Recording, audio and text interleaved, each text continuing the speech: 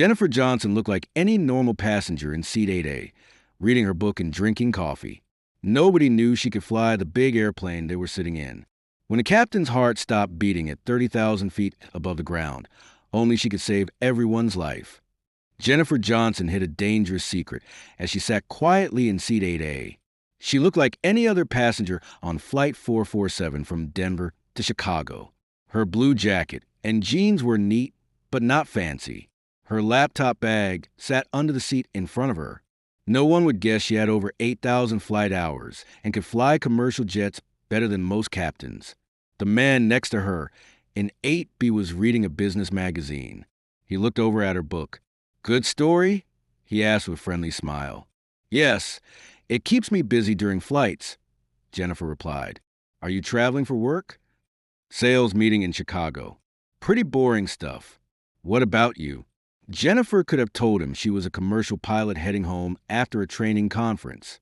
She could have mentioned her 15 years flying for major airlines or her time as a flight instructor. But she wanted a quiet flight. "Just visiting family," she said simply. The man nodded and went back to his magazine. Jennifer returned to her book, enjoying the peaceful moment before takeoff. Around them, other passengers were settling in. A young mother was helping her twin boys get comfortable in seats 7A and 7B. An elderly couple shared a crossword puzzle across the aisle. Business travelers tapped on laptops and checked phones. Flight attendant Maria Rodriguez walked down the aisle checking seatbelts and helping passengers with carry-on bags.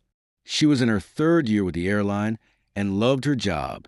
The crew today seemed relaxed and professional. "Good morning, folks," she said cheerfully. "We should be taking off right on time." Up in the cockpit, Captain David Williams was finishing his pre-flight checks. At 58, he had been flying for 30 years. His co-pilot, First Officer Chris Anderson, was much younger at 29, but already had 5 years with the airline. "Weather looks good all the way to Chicago," Anderson said, checking his instruments. "Should be a smooth flight," Williams agreed. "I love these easy Tuesday morning runs." Neither pilot knew that Captain Williams had been feeling some chest tightness for the past few days. He had dismissed it as stress from his daughter's wedding planning. His last medical exam 6 months ago had been normal. He felt fine this morning as they prepared for takeoff. At 9:15 a.m., Flight 447 pushed back from the gate. The Boeing 737 carried 147 passengers and 6 crew members. It was a routine flight that thousands of similar planes made every day across the country. Jennifer put her book away as they taxied to the runway. She automatically noted the engine sounds and the feel of the aircraft. Even as a passenger, her pilot training made her aware of every detail. But today, she was trying to relax and not think about work. The takeoff was smooth and on schedule. Within minutes, they were climbing through 10,000 feet. The seatbelt sign turned off and passengers began moving around the cabin. "Ladies and gentlemen, this is Captain Williams," came the announcement. "We're climbing to our cruising altitude of 35,000 feet. Weather ahead looks excellent. We should arrive in Chicago about 15 minutes early. Sit back and enjoy the flight." Jennifer opened her book again. The thriller was about a detective solving a murder case. She found it more relaxing than thinking about flight plans and weather reports. For the next 2 hours, she wanted to be just another passenger. At 30,000 feet, the flight was smooth and quiet. The autopilot was engaged, and both pilots were monitoring their instruments. Captain Williams was reviewing the arrival procedures for Chicago, while Anderson handled radio communications with air traffic control. Jennifer was deep in her book when she heard a slight change in the engine sound. Her trained ear picked up the subtle difference immediately, but she forced herself to ignore it. She was not working today. She was just a passenger enjoying a thriller novel. But then she heard it again, a very small change in pitch that most passengers would never notice. Her pilot instincts made her look up from her book and listen more carefully. Everything seemed normal. The plane was flying straight and level. Other passengers were reading, talking, or sleeping. The flight attendants were continuing their service without concern. Jennifer told herself she was being too sensitive. After 15 years of professional flying, She sometimes heard problems that weren't really there. In the cockpit, Captain Williams suddenly felt a sharp pain in his chest. He had been reaching for his flight bag when the pain hit like a lightning bolt. He gasped and grabbed his chest. "Dave, you okay?" Anderson asked, looking over at his captain. Williams tried to speak, but the pain was getting worse. It felt like someone was squeezing his heart with both hands. His face turned pale and sweat broke out on his forehead. "Dave," Anderson said more urgently. Captain Williams slumped forward in his seat, unconscious. His hand slipped off the controls, and his breathing became shallow and irregular. Anderson immediately realized this was not a minor medical problem. His captain appeared to be having a heart attack at 30,000 feet, with 147 passengers depending on them. "Mayday, mayday, mayday." Anderson radioed to air traffic control. "This is United 447. We have a medical emergency. The captain is unconscious. Requesting immediate clearance to nearest suitable airport." Anderson's training kicked in, but his heart was racing. He had practiced single-pilot operations in the simulator, but never with a real medical emergency in a cabin full of passengers. He needed to fly the plane, handle radio communications, run emergency checklists, and coordinate with the cabin crew all at the same time. "United 447, this is Denver Center," came the radio response. "Roger your mayday. Turn right heading 090 and descend to flight level 280. Nearest airport is Grand Junction, 85 miles southeast." Anderson began turning the aircraft while trying to check on Captain Williams. His captain was breathing but remained unconscious. His pulse was weak and irregular. "Flight attendants to the cockpit immediately," Anderson announced over the intercom. Maria heard the announcement and knew something was very wrong. The co-pilot's voice had sounded stressed and urgent. She quickly made her way to the front of the plane. "What's wrong?" she asked as she entered the cockpit. The captain collapsed. "I think he's having a heart attack. I need you to help me move him and see if there's a doctor on board." Maria had been trained for medical emergencies, but seeing the unconscious captain was frightening. She helped Anderson move Williams to a more comfortable position and checked his vital signs. "His pulse is there, but very weak," she reported. "Okay, I need you to make an announcement. Ask if there are any doctors or nurses on board. Also, ask if there are any pilots who can help." Anderson was trying to stay calm, but managing everything alone was overwhelming.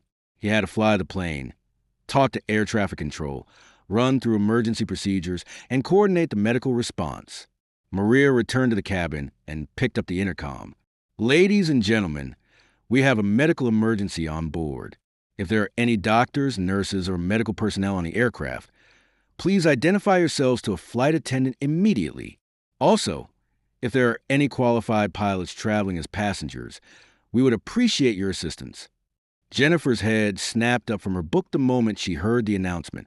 Her relaxing flight had just become a potential emergency. Her pilot training told her that asking for pilot passengers usually meant something serious had happened to the flight crew. Around her, passengers began looking worried.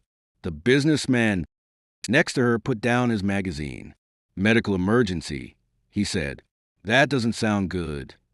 A woman 3 rows back raised her hand. "I'm a nurse," she called out. Maria quickly escorted the nurse to the cockpit while Jennifer wrestled with her decision. She could stay in her seat and hope everything worked out. The co-pilot was qualified to fly the plane alone. Her help might not be needed, but the announcement asking for pilots suggested the situation was serious. Jennifer's training and experience told her that crew members only asked for passenger help when they really needed it. She closed her book and pressed the flight attendant call button. "Yes." Maria asked when she returned from the cockpit. "I'm a commercial pilot," Jennifer said quietly. "If you need assistance, I'm available." Maria's relief was immediate. "Thank you. Please come with me." Jennifer followed Maria to the cockpit, noticing how other passengers watched with concern.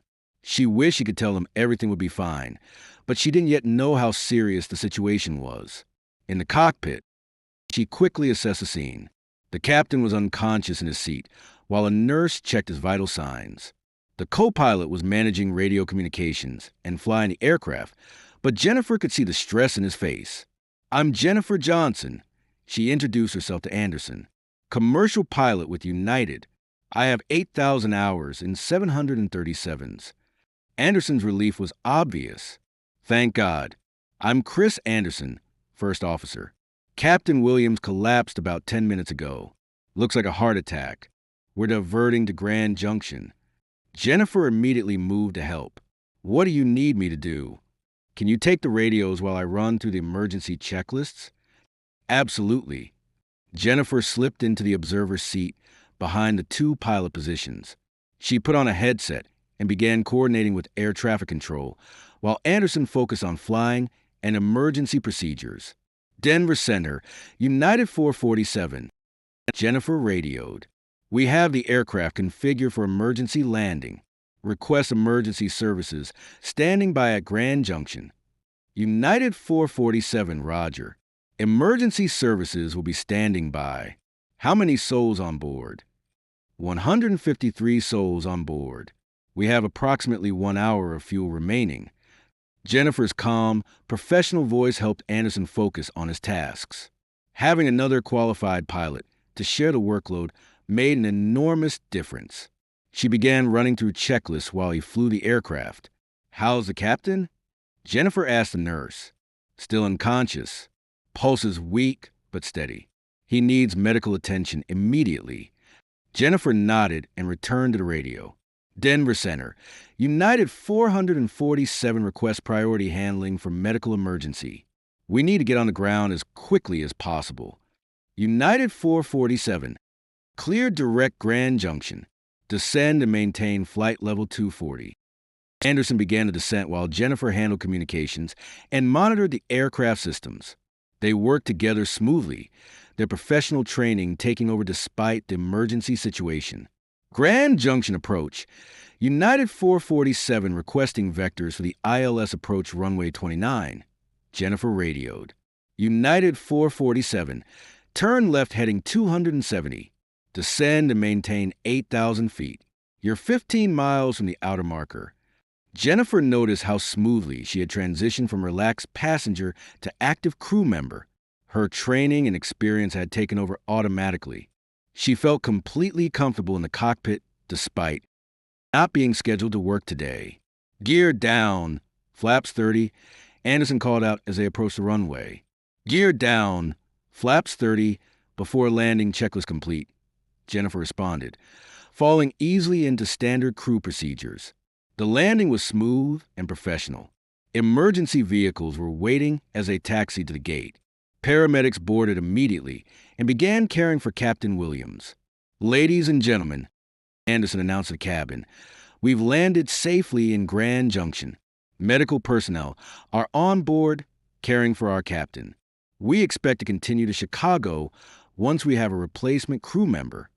As the paramedics worked on Captain Williams, Jennifer began coordinating with the airline operations center about getting the flight to Chicago.